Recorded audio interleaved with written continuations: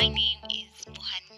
Yeah, they call me Wuhan. They call me Wuhan. Yeah. BT sketch. Smooth entertainment. Working for someone who's like so hard, and it's like the worst thing to ever happen to someone. And today I'm going to be giving my experience, what happened to me, how it happened, what happened. It was bad though. So I'm going to begin the story by saying I was a third year in uni, and I applied for a job, an attachment. So I applied for it online, and I happened to get one. Me and my friend got one at the same place in Mombasa. As I was saying, um, we applied for the attachment and we got it, obviously. Now, we traveled from the city I was in, not the town I was in, to a different town, and we began work. So, it was really far because where I was Kisumu, and I went to Mombasa. So when we got there, it was so calm. Actually, people in Mombasa are so friendly and so, I would call them lazy, for lack of a better word. They're lazy. They wake up at 8. I was seeing like kids are going to school at around 7:30, and where I come from, where I live, people go to school 5:30, 6. It was weird that everyone at work was in casual clothes. People were just laughing. People were sitting with the boss and making jokes. I mean, I should have known that was a red flag. It's the boss sitting with students, making jokes. His legs are on the table, and it just looks weird.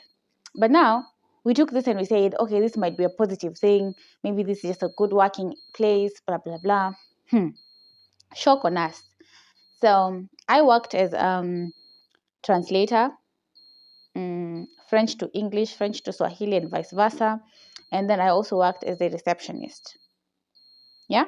Was there any other thing I used to do? Nada. Nada. Forgive me, guys. I'm really struggling. There's a lot of light coming through the window.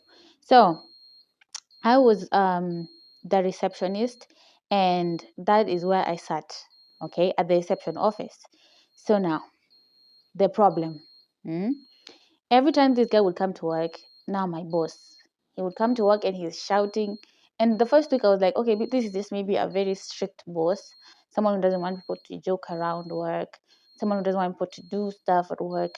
And it didn't make sense to me because the first day I came, his legs were on the table, he was laughing around, he was making jokes. And today, the first week, on Monday, he's shouting. He's looking like like he's very angry. You know what I mean? That was the first week, okay? And what happened to this first week?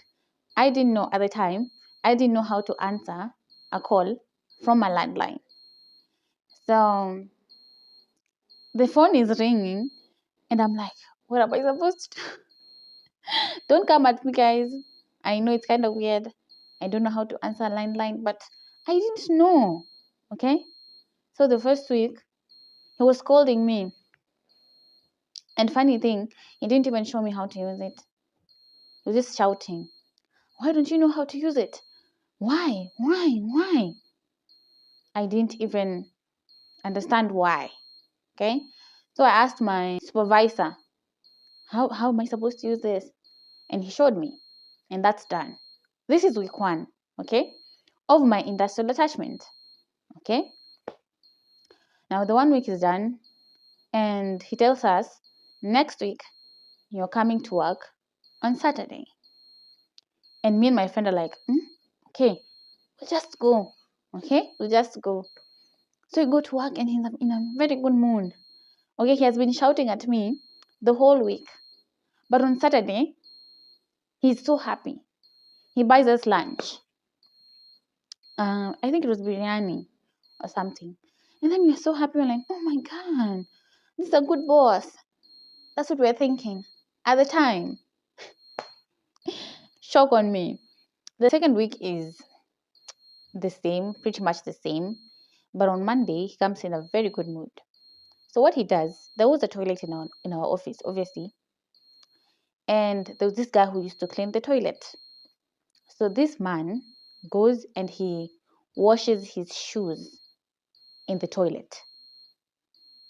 Like there was a tap, and he would step on the toilet, the one that guy, the one you sit on. Do you get what I'm saying? The one you sit on. He puts his leg on the toilet, and then he washes it. He washes the mud off his shoes, and then he leaves. Now the person who cleans the toilet comes and he's like, "Who did this? Who did this? What kind of manners are you guys doing here?" And I'm like, "No, go ask the boss. He's the one who did that." And then he says, "If it's the boss, I'll just go clean it up." And I'm like, "What?" This is on Monday, okay? Now, a client calls, okay? And she tells me, "I'm at a certain place. I need to come and get me. I need to see your institution. I need some services." And I say, "Okay, fine. Wait for me. I'm coming in like 2 minutes." So, the thing that used to happen is the landline is not answered. The call is transferred to his phone, okay? So this lady calls the second time, okay? And I'm already off to go get her. And this man waits for me when I'm walking in with a client, and he starts arguing with me. You're very what? You're very lazy. You're very what? Saying all sorts of things. And I was like, "What have I done?" I went to get the client. And it's like, "No, you're supposed to be that phone 24/7. I'm like, "Am I supposed to carry that thing the whole day?" You're kidding me. That is that week. The second week. The third week is the same, and we get used to it. Okay? Now, the time I also get mad, okay? Now, this specific day that he made me crash out, I was in the office. I had a client had paid school fees, okay? They were learning, I think, the German language. And I was like, "Okay, fine, pay and go. I'm gonna organize your classes, your whatevers." And she was like, "Fine." So he comes into the office and he says, "Did you give her an admission number?" And I was like, "No." And then he started just throwing words. "Why didn't you do it?" And I was like, "What's wrong?"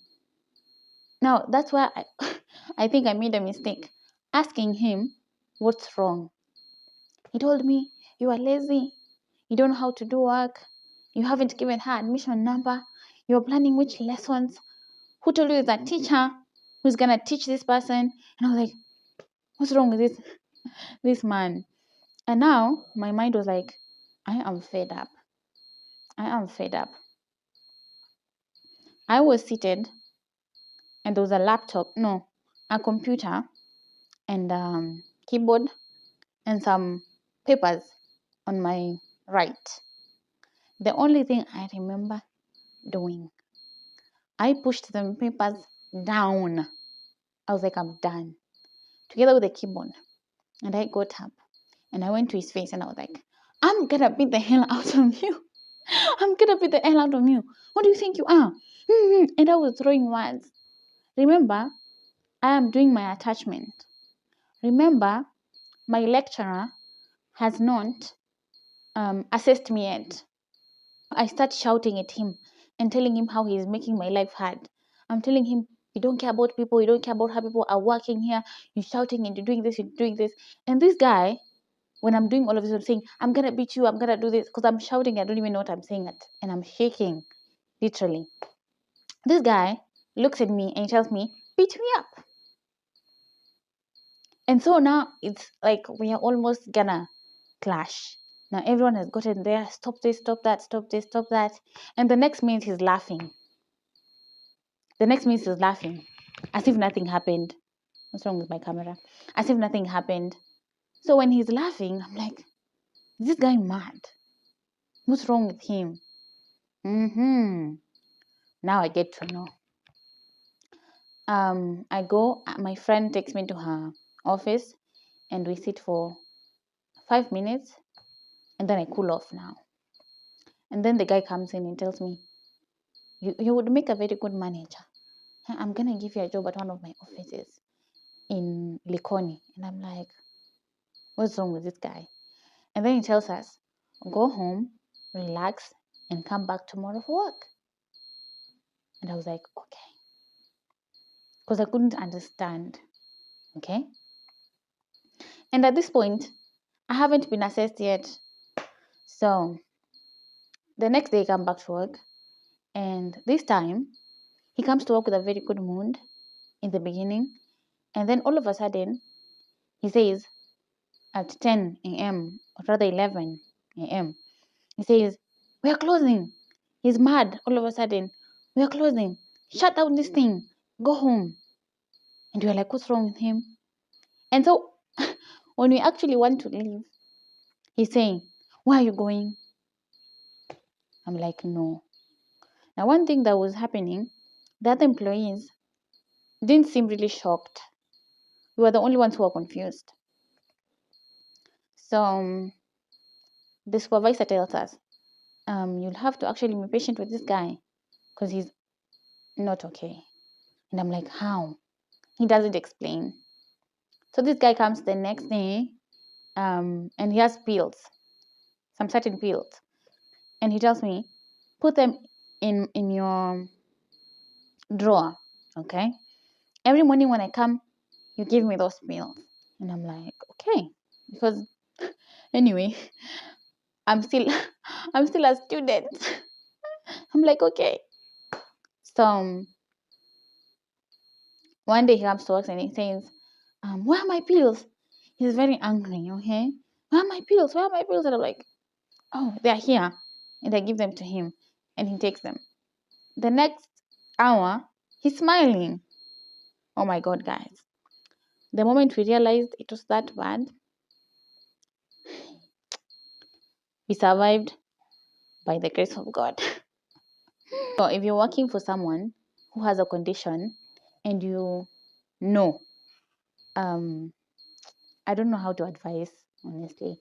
For me, I found out and I survived for a few months and left that place.